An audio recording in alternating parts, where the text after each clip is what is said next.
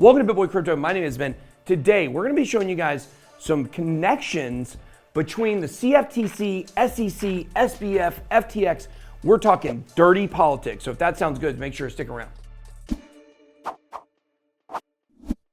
All right, guys, so let's start. Let's check out some of this video footage here.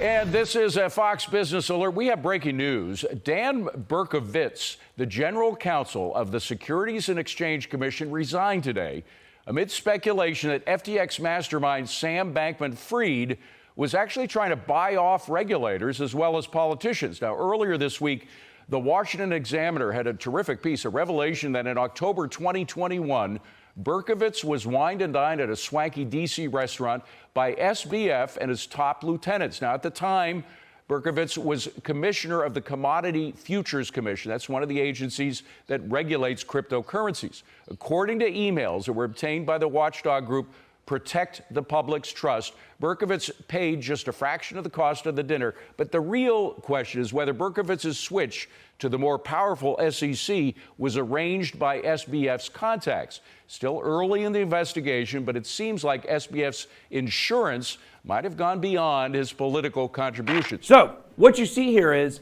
we already know SBF was greasing the wheels with politicians, but was it much worse? So here we go. This is the Washington Examiner post that was referred to there. Now, if you go back a little bit further, what you'll find here is this comes after the Washington Examiner revealed. Now, what comes after? Dan Berkovitz stepping down. The relationship with SBF and FTX were obtained through emails that came from the watchdog Protect the Public's Trust.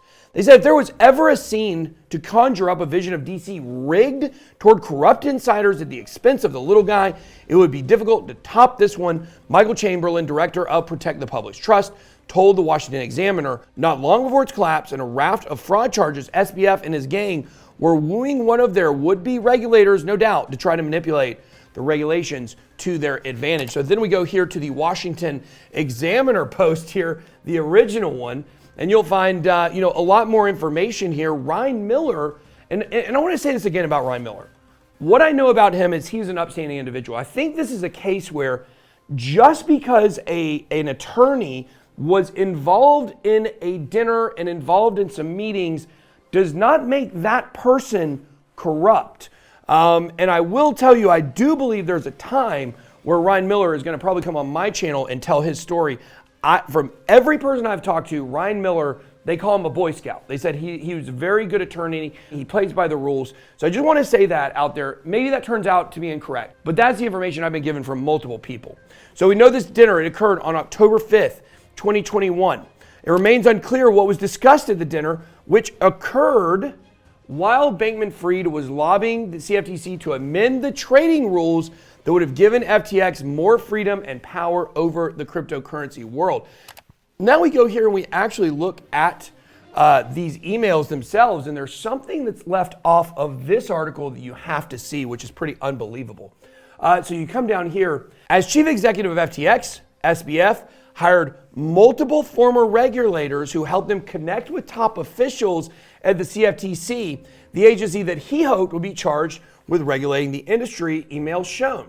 Many of Bankman-Fried's top deputies were former regulators. Ryan Miller, FTX's general counsel, previously served as legal counsel to Gary Gensler, the then CFTC chairman, who is now the chairman of the SEC. Mark Wetjen, he's the guy who received our bill, actually, and intentionally tried to sabotage what we are trying to do on Capitol Hill for the benefit of crypto. He is FTX's former head of policy. By the way, he deleted his Twitter and I believe his LinkedIn account after all this came out. Former head of policy and regulatory strategy and current director at Ledger X, an FTX affiliate, formerly served as the acting chairman and a commissioner at CFTC after being nominated to the position by President Obama. Jill Summers, another former CFTC commissioner, also served on the FTX US Derivatives Board of Directors. But here's what I really want to show you that's so fascinating. Now, I will admit, as Greg pointed out, I don't know if y'all know Greg. There he is. There's Greg here.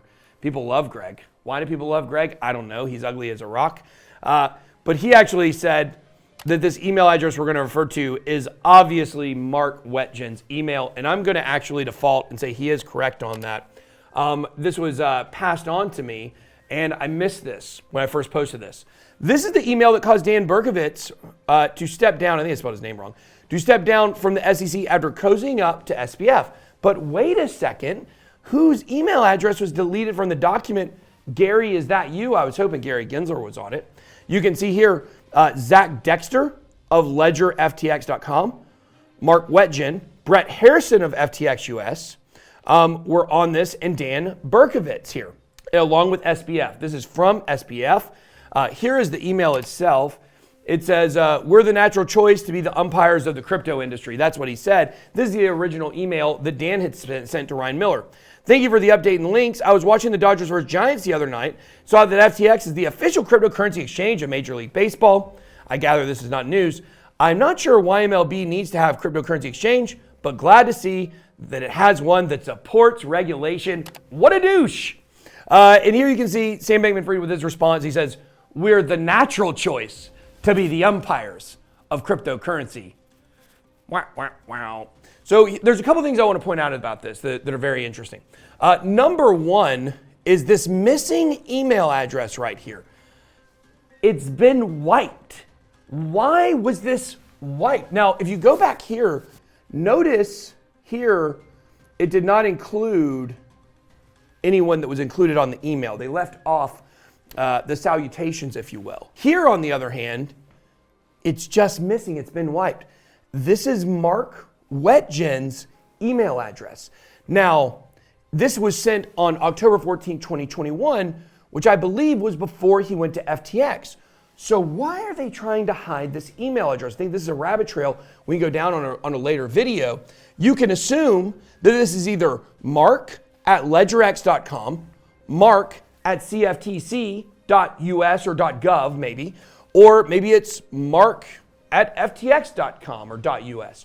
We're not 100% sure. I believe if we start searching Mark Wetjen's email address, the one that's missing, we're going to find a lot of clues about what happened. So that's something we're going to do a little bit later on, maybe this week, maybe even on the live stream. But when you look at this email is supposedly why Dan stepped down. Is there anything wrong with this email? What's wrong with this email? Hey, I think it's great you guys support regulation. I saw your advertisement on the umpires.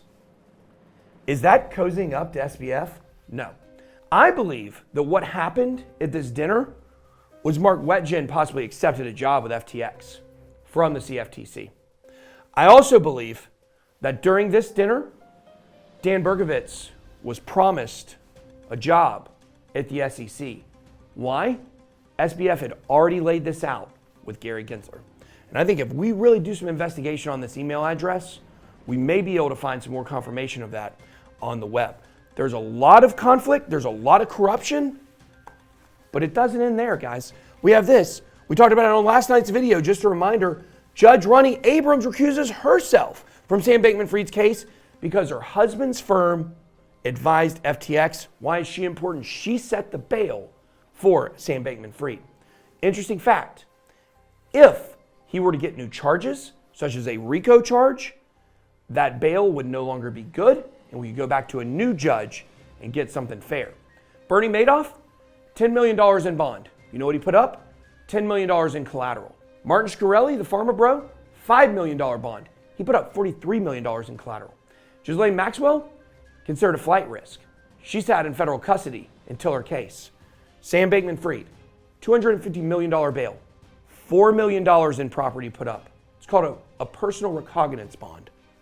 All they're relying on at this point is this man right here, Sam Bankman-Fried, to show up to court.